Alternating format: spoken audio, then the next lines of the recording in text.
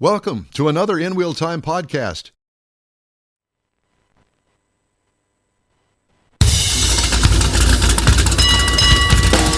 Okay, so I realized that I don't know what I'm doing. Well, it's not the first time. You don't know what I'm doing. Well, and that's where I was going to go with that. I don't know what he is doing. Yeah, I beat you to it this time, though. Yeah, you did. This is the world's favorite place to go for fun, informative, or uninformative car talk. It's the In Wheel Time Car Talk Show. Just ahead, special feature on how much the tech in your car costs you time and money. Oh, no. Later, Jeff has the racing calendar. Mars has This Week in Auto History, and I'll get you caught up on the stories making headlines. Howdy, along with Mike Out of This World Mars. We always need more Jeff Zekin. Our chief engineer, Sleepy David Ainsley. Sleepy Dave. I'm Don Armstrong. Glad you could join us. So, Mr. Mars, the question is that Mr. Mars told me one thing, but he's telling me something else. No, I've double checked, so we have an option here. Uh-huh. So we Well, she's here. Let's that's what I was going to say. We could go ahead and do her, and then Yeah. Could you put it another way? Let's can we talk go to her. ahead and interview our next guest? Sure. Divya. She heard that. I know, afraid. and Yeah, I she hope did. that you have yeah, she does have a smile on her face. So, Mr. Mars told me that we were going to have you as our guest at 11 a.m. Central Time. Well, it's not 11 a.m. It's 10:30 a.m. Central Time, and you're on the East Coast, are you not? Yes. So it's 11:30 a.m. Eastern time. Yeah. So Technically, he's I right. guess Michael is on time for me. Either that or he's completely wrong, and we're going to go with that. Theoretically. Theoretically. Oh, now he's showing me his calendar. No, I don't want to. Don't Dun, dun, look dun. at that. Don't look at that calendar. I know, I burned my eyes. I know that. Divya, how are you? Lending Tree, Insurance Site Value, Penguin. We love to have you on. And Thanks for it having me. piqued my interest when Mars said, insuring and operating a Tesla Model Y is at least $1,000 more expensive on average than a gasoline-powered car of similar size. Wow. And you're using the RAV4 XLE for comparison. Yes. And did we know this? Did we kind of know this? Didn't want to pay any attention to it, or Didn't care. Well, you know, when you go into the electric car buying process, especially if you go into a Tesla showroom and they do the sales pitch, one of the things they tell you is, hey, it's going to cost you a lot less in terms of fueling charges, right? And that's actually true. It's 142% cheaper to fuel an EV, a Tesla Model Y, when compared to a Toyota RAV4. And when you're talking about fueling a Tesla all-electric, you're talking about using electricity. That's that's the using fuel. electricity. Yeah. And, like charging the battery to run Correct. how many of your miles you need it to run. And obviously gas prices are always going to be more than electricity prices, even if you're charging your EV at a public, I was going to say pump, but that's not Station, quite what yeah. it is. It's a Pump station. works. No, we got it. Yeah. But the reason why Teslas and generally EVs remain that much more expensive is just insurance costs. And that tends to be the big elephant in the room that, when people are making these buying decisions, they're not thinking about. Except right now they are, because everyone's insurance costs are going up. And before you buy an EV, people are starting to ask the question, how much more is it going to cost me in terms of insurance? And, I saw that report that Tesla sales are going down. And a part of me started wondering if insurance might be behind this. Well, not totally, I would imagine, Not because totally, but it might be one factor. I would because let's face it, I mean, Teslas, generally speaking, are more expensive than a gasoline-powered car that has the same attributes, 4 doors, it gets down the road, and that sort of thing. But I can imagine that the insurance would be more on a Tesla because it costs more to buy it. Yeah, it does. And, but then we looked at other EVs, and Teslas in general are 31% more expensive Oh, than my. brand EVs. So then we started wondering why. And, I started thinking back about our previous conversations about this. And, what you said, there is really no other aftermarket parts for Teslas. You have to use OEM parts or Tesla parts. You can't take a Tesla into a regular body shop. They're probably not going to repair it for you. You have to go to a Tesla certified body shop, and all of this just adds up to the costs. And really, just a small ding on a Tesla, it becomes a very expensive repair. You know, we did the math, and I think on average, Tesla costs like $950 to repair compared to less than $500 for a gas car. I'm just talking an average. So, you know, when it can add up. If you crash your Tesla and the battery gets dinged, that's like a $20,000 repair easy. Yeah. And more often than not, the insurance company is just going to total the car because they don't see value in dropping 20 grand to replace a battery, for example. Well, it is a plastic car. And I use the Corvette as an example. I remember when I was working at a Chevrolet dealership, the rate to repair a Corvette was twice as expensive as it was the repairing a metal car. And I would imagine the same holds true for the Tesla. It's a plastic car, and it's good. It takes different technology, different pieces of equipment to repair it, much less having to buy OEM replacement parts if that's what you need. Yeah. If you need to replace the whole fender, well, it's going to cost you because you got to buy it from the manufacturer, as opposed to you own a metal car. You want OEM, or do you want Chinese replacement? Well, if I got a car with 200,000 miles on it and I'm going to replace the fender, just give me the Chinese knockoff. I don't care whether the gaps are right on it or if it fits perfect. It doesn't make any difference. Nope. Just got to get to work in it. Yeah. But you look at the Cybertruck we were talking about earlier. Can you imagine what a fender for that would cost? That's wow. a stainless steel truck. Right. Yeah. And, you know, I find it interesting that they went the same route as DeLorean did with his car, and they do the stainless steel thing. And I'm not sure, is there an advantage, or is it just the look and the appeal of stainless steel? I don't know, just saying. I mean, I'm the insurance person, so I can't speak much to the look and appeal of a car. My primary concern is it going to cost me a lot of money for insurance? And in reality, you know, I was talking to some colleagues who are in the insurance space, and they were telling me that for an insurance company, the risk rating for a Tesla is just below a performance vehicle. So it's really interesting you brought up the comparison with the Corvette or the DeLorean, because they were technically, and they still are, performance vehicles. So we did a comparison with a Toyota RAV4, which, you know, in my mind, because the Tesla Model Y is kind of like a family car. It was promoted that way when a lot of people bought it, but they're still being insured like a performance vehicle. And I've ridden in a Model Y with my friend, and I can see why their insurance rates are so high, because I feel like people behind the wheel rely too much on the self-driving capabilities and driving assist, that they're taking unnecessary risks behind the wheel. They're not really checking both sides before they turn because they say the car turns for them. I've seen a couple of people asleep behind the wheels of their Teslas. So, you know, there is a factor of the car being more expensive to repair, it just being insanely powerful, and people taking unnecessary risks behind the wheel. And all of this is combining to make insurance for Teslas really expensive. And, you know, I think as more people get aware of it, they may start thinking about whether it's worth it. What kind of car do you drive? A Honda. A Honda. What kind of a Honda? You got A CRV, and it's amazing. Yeah, it's funny you should say that, because a pilot friend of mine is going to go out and buy a car today. And I said, well, what do you want? He says, well, my wife wants the Honda CRV.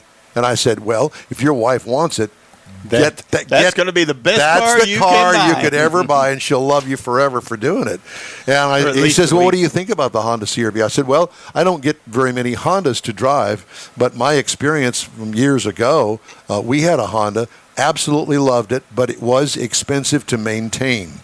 If you're going to play by the rule book and get the timing belt changed and do the oil changes and all the services, it can be expensive, but it'll last you forever and ever. Well, that's how you get 200,000-300,000 miles out of it. Yeah. And that's when we gave ours to the granddaughter, 220-something thousand miles on it, and say, okay, here's your college car. But to Divya's point, I think that most people, when they get into the mindset of I'm going to buy me a new car. They don't really consider insurance. Hey, whatever it is, that's what it is, and I guess I'll have to buy it. Well, I But- can't call my insurance agent until he gets to work on Monday. I'm going Yeah. to buy my car today. Yeah, well, they've got ways around that too. So you're right, Divya. I think that it's something that everybody, especially now in today's environment, with the price of cars as high as they are, that's something if you're going to go buy any kind of car, whether it's new or used, really need to check on the insurance. Now, for me in the Corvette, I don't put enough miles on it to buy regular standard insurance. So I get the lowest rate I possibly can get. And, I put less than 3,000 miles a year on the car. So I'm rewarded with that and the fact that I'm old. Well, here's the thing, right? When you're buying That's a fact. performance vehicle like a Corvette or any of those fancy cars, an Alfa Romeo, you're probably not going to make that your main car for commuting. Right. This is going to be your fun driving vehicle. But a lot of people who are buying Teslas right now, they're using that as their main commuting car. And given that Teslas also have such a decent range, you're probably going to be driving more. And the more time you're on the road, the more chances of you getting into accidents. Heck, my Uber Eats delivery driver is now driving a Model Y. And, I'm just thinking about the number of miles he's putting on that car. It probably makes a lot of sense for him because, it's an electric, he has to do a lot of pickups and drops, and he doesn't need to go refuel it every time. But given the number of miles this person has to drive, he's definitely putting himself at more risk of getting into a crash. Well, So- my daughter just bought a Model 3, brand new, and I have yet to ask her, and I don't want to, and not that she would be totally honest with me. Probably listening. But I doubt it. But I will say that, that knowing what you're telling me here, she's paying a premium to drive that brand new Model 3. And so then the question we should be asking ourselves when we're making these purchasing decisions is, are the savings we're getting out of the gas aspect worth it when we factor in the insurance? Also, And so I guess the bottom line is if you're going to buy a car, really any kind of a car, but in our case that we're talking about Teslas and comparing them to RAV4s, do the comparison with the insurance as well. Yeah, that's a very important part of the puzzle. So And what honestly, do you do? Do you call your insurance agent and say what? you just call them up and say, hey, so I'm thinking about buying this car. How much will it cost me? And your insurance agent will know your driver profile because you've been working with them. So they'll say, yeah, for you, with your driving profile, this is how much you're going to get. They'll probably, if you work with an independent agent, they're probably going to give you a quote for 2 or 3 companies. If you're a veteran, then, you have the amazing ability to get insurance from USAA, and they're often some of the cheapest insurers for all kinds of cars. So you might get a good deal from them. But the reality is, you need to shop around for insurance before you make any decisions to buy a bigger car, an EV, a Cybertruck, whatever vehicle catches your fancy. You need to do your homework, especially if you plan to use it as your primary vehicle. Good advice. yeah. Now, Don mentioned his daughter in Colorado. Would her insurance, obviously, the age is a big factor. The new car is a big factor. Is it regional as well, California versus Colorado versus East Coast? I mean, or does it depend on the independent agent? No, so your premiums are definitely going to vary by state. For example, if you live in Michigan, hey, you're going to be paying an arm and a leg for insurance. And, our analysis, we also found that people who live in Connecticut have to pay a really high premium for Model Ys. And if you look at our study, we actually rank the states, so you can see the cheapest and the most expensive. I believe Oregon is the only state where it's more expensive to operate a Toyota RAV4, and that's an outlier. In every other state, it's actually more expensive to operate a Model Y just because of insurance costs. So where can we find this information that you've so diligently dug up and put together for us? Absolutely. So you're more than welcome to read our report, and you can view it at www.com/Tesla-Toyota-study. And in it, we actually explain our findings and how we went about finding all of this information. And hopefully, this will help you if you're planning to buy a Tesla in the future, any EV in the future.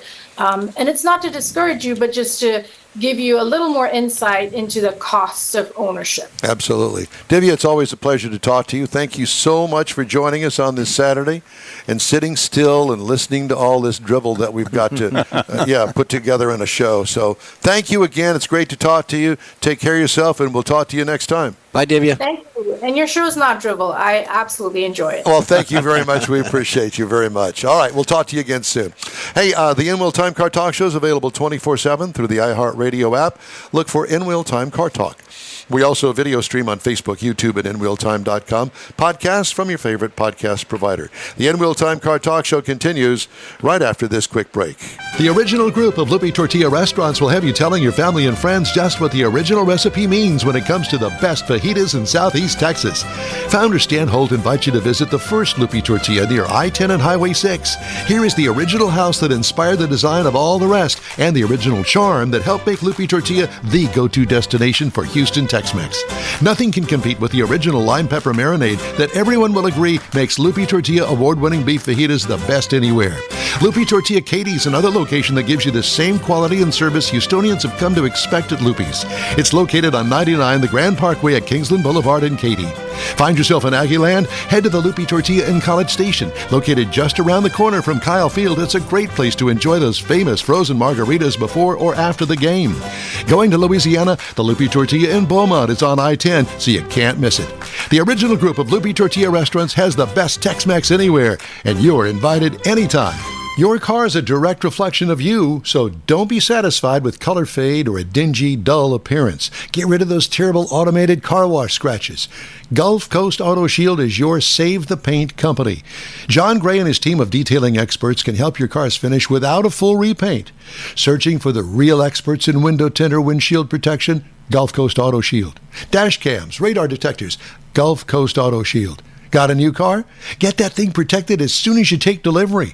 If you don't know which of the multitude of protection products to go with, John Gray will give you an honest opinion and won't sell you something you don't need or can't afford. John will help you understand the many options and pricing right on the spot. He's your guy to have your ride looking its best and protected too. See the state-of-the-art shop yourself. Free tours anytime. Gulf Coast Auto Shield is easy to get to, located just south of the Southwest Freeway on the Sam Houston Parkway. Gulf Coast Auto Shield, full-service luxury car care today, and online at gcautoshield.com. You're on the In-Wheel Time Car Talk Show. Thank you very much for joining us on this Saturday for our live program. Airs every Saturday from 10 until noon live. Time now for the racing calendar, sponsored by Texas Muscle Car Club Challenge. Thank you, Texas Muscle Car Challenge. NHRA is off of this week. They will be back on September 1st, which is next week. They're going to be at What's the big go? It's the Indianapolis, yes, the big go. NASCAR is at Daytona International Speedway today. It's going to be on NBC. The Nobody Cares television That's it, network. and it's going to be on tonight, 7:30 p.m. Tickets are still available, Mike, if you want to take your granddaughters. IMSA is off until the 25th. Indy is off also. And the big one we're talking about, Mike, is the Formula One, the Heineken Dutch Grand Ooh, Prix. hey, beers to everybody. Yeah, and you know what? The trophy is actually a wooden shoe stein. that you can pour beer in. It is not. It's a wooden shoe, yeah. Is it really? And you walk down the street. No, I'm just kidding. My But there is. God. It's the Heineken. I thought it would be a stein. It could be a stein. A stein of beer. Stein Uh-huh. Stein of beer. Heineken. I like Lord. wooden shoes better.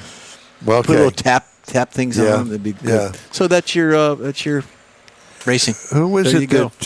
that put his finger in the dike and plugged up the hole? Little Boy Blue? No, No. because he needed the money. I don't know. Look. Hey, Hey, don't get me started. I know. I'll go down that wrong road I will right be laughing there. so hard I cry. When All Jason right. does it, I cry. Time now for the Auto History Report by Michael Dun, J. dun, Mars. Michael J. What is it? Michael A. Michael A. Hey, Jay. I like whatever. Michael J. All right, this week on August the 18th, back in 1904, the Cadillac Automobile Company was founded in Detroit, Michigan. You were there, Jeff. Yeah, we're just going to leave the shot up the whole rest of Yeah, the show. yeah. And I did not realize this, but that actually Henry Ford got into an issue with some of his investors and decided he was going to get out of that part. So the investors took that part of the company and they got What with part of the what? the Ford Motor Company that he had at the time, Yes. and they actually took that and got with Henry Leland, who actually brought that company, and that's how it actually became the Cadillac company. And he was a machinist, so he's the one that ended up taking it over. And one of the big things that Cadillac did, besides being known for fit and finish, because he's a machinist, so everything had to be very precision, and that carried on into their level of quality that they have this day. And one of the things they did, I did not know this, but they introduced the first electric starter in 1912. Got rid of the hand crank. It was a Cadillac thing that they did. Yeah. And so that's one of the 1912 models right there. Then on August the 19th in 1909, they had the first race at the Indianapolis Motor Speedway. Now, this was not the Indianapolis 500. This was several races that happened before that, and the track was really a dirt track. And it caused a lot of problems, a lot of crashes. There was a lot of people got killed, 2 drivers, 2 mechanics, and 2 spectators got killed in one race. So that's when they decided to fix the track, and that's when they laid the bricks on top of it, and hence it became the Brickyard from there. I'll be darned. August 21st, 2002, the last Ford Escort rolled off the assembly I was line. going to say Escort go. It's a slow car. So I did not realize it. They sold over 20 million of those units across 6 generations under that nameplate. Of course, some of them in Europe were a little bit different, but it was actually created to replace the Ford Pinto after it blew up and stopped the world and caused all those issues. And it actually was one of the helped begin the compact cars market. Then on August the 23rd in 1989 is when Toyota introduced the Lexus brand. I didn't realize it. It just seems like Lexus has been here forever. Nope. And their first vehicle was a 4-door sedan, an Yes. LS400. It still is a good-looking car. It really is. I mean, it looks like an executive type level car. Well, it is. It was. They spent $1 billion getting this thing started. Wow. And so it's quickly become known for its reputation of excellent build quality. And that is this week in automotive history. Well, I wanted more. Oh. well, Don't tune end in it next yet. week. Tune in next week for There you more. go. there you go. Let's see. Let's do some headlines, shall we? All right. Got a couple of recalls to tell you about. One is Continental Tire. And we don't have a car matched to this, but if you have GX, Pro Contact GX AO tires, size 255 35 R19, the design of the tire may cause excessive heat buildup, resulting in belt separation and a crash. That's not good. No. So if you got Continental tires, go and see if it's Pro Contact GX AO, and chances are it's going to be recalled. They're going to send you a letter if it's been registered properly. Yeah. Okay. Let's see other recalls. Obstructed tail lights on the Jeep Wrangler for 2024, probably because of the spare tire hanging on the back end of it. That'd be my guess. Wow. BMW recalling 720,796 vehicles in the U.S. over concerns of a short circuit. An improperly sealed electrical connector on the water pump may be exposed to water and short circuit. Recall includes some crossovers, including the X1 and X5, along with some 5 Series sedans, among other models. Now here's a whole litany of them. Insufficient welds on the child seat tethers, Jeep Grand Cherokee 2024. Lexus UX Hybrid for 2025, loss of drive power from damaged wiring harness. Ow. That's not good. Cadillac Lyriq 2324, loss of brakes from unexpected ABS activation. Loss of drive power from undetected low battery, Ford Maverick 2022. Steering column assembled with incorrect bolt on the Ford Transit 2023 to 24 model. What would? Never mind. I need one I'm of not these. even going to ask Can that you run down to question. Home Depot and get me like 10,000 of these? Incorrectly routed brake hose may leak on the Mercedes-Benz AMG GLB 35 for 2024. Here's Ford again. Ford Mustang 2024, rear suspension knuckles may fail. Honey, I That could be think a we problem. lost that tire. It's going past the car here. What's Wouldn't they are? Windshield wiper motor may fail on the Ford Bronco Sport, Maverick, Mustang Mach-E 23-24 models. Power windows may pinch. Ford Ranger, Ford Lincoln Nautilus 24 model. Engine failure may cause a fire. Ford Explorer, or should we say Exploder, 2020 to 22 models. All of those are recalls. Thermal event. Ford, they want to sell cars, and for the most part, they build an affordable car. For the most part. But, dude, the recalls, are you serious? Who does this? Where is quality control here? That's Did they lay them that's off what with all the people other wanna millions of know. people that they Yeah, laid all the off? salary people are gone. Yeah. Golly, just every week it's a Ford something or another. All right. It is. Speaking of Ford, as recently as last year, Ford Motor Company's electric vehicle strategy seemed clear. Quickly expand production of hot-selling early offerings while launching second-generation models, such as three-row crossover and full-size pickups, and most importantly, make money doing it. Today, meaning yesterday, that part of Ford's business is falling deeper into the red. 2/3 of the jobs at the Detroit area plant building F-150 Lightning have been cut. The three-row crossover is dead. And the automaker's next consumer-oriented EVs won't reach dealership showrooms for at least 3 more years. Wow. How's that working out for you? Ford will now focus its efforts on hybrids, as well as a flexible EV platform it will use to introduce a midsize pickup in 2027. Sound familiar, GM?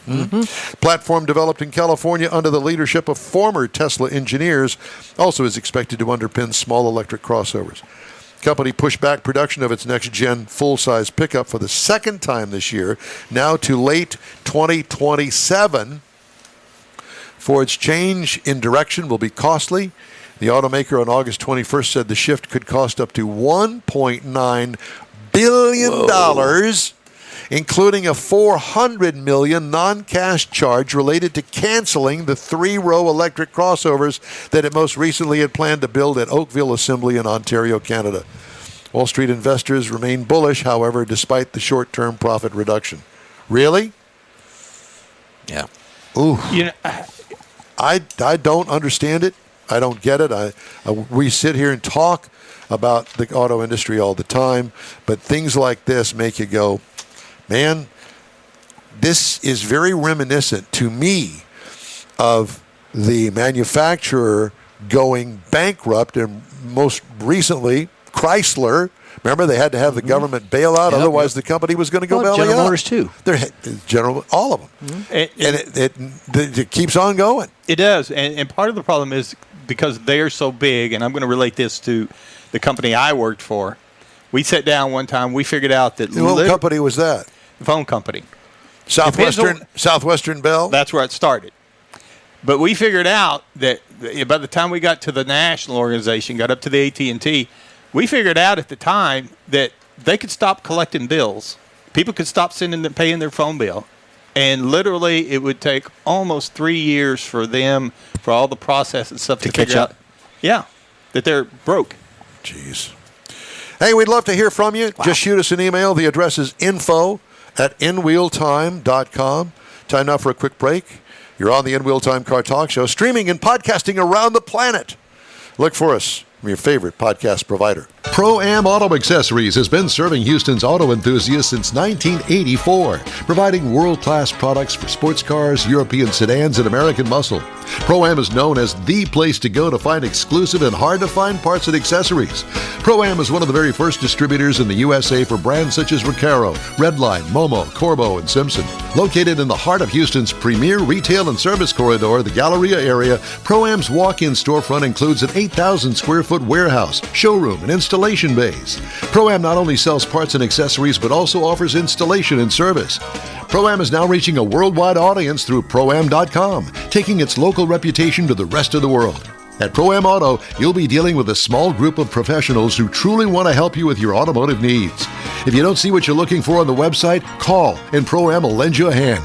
Pro-Am Auto, 6125 Richmond at Green Ridge and Houston's Galleria area. Call them at 713-781-7755. The award-winning In-Wheel Time Car Talk Show brings you great guest interviews each week from manufacturers and suppliers to the aftermarket, racers, enthusiasts, and other friends just like you and me who love to talk about all things automotive. The In-Wheel Time Car Talk Show takes it to the road, too, with remotes at Tailpipes and Tacos, Woody's Waterfront Car Show, and the Hemi Hideout. In-Wheel Time's live video and audio stream can be found on the iHeartRadio app, YouTube, Facebook, and InWheelTime.com every Saturday, 10 a.m. to noon Central Time, or grab a podcast anytime from your favorite podcast provider. That's it for this podcast episode of the In-Wheel Time Car Show. I'm Don Armstrong, inviting you to join us for our live show every Saturday morning on Facebook, YouTube, Twitch, and our InWheelTime.com website. Podcasts are available on Apple Podcasts, Spotify, Stitcher, iHeart Podcast, Podcast Addict, TuneIn, Pandora, and Amazon Music. Keep listening, and we'll see you soon.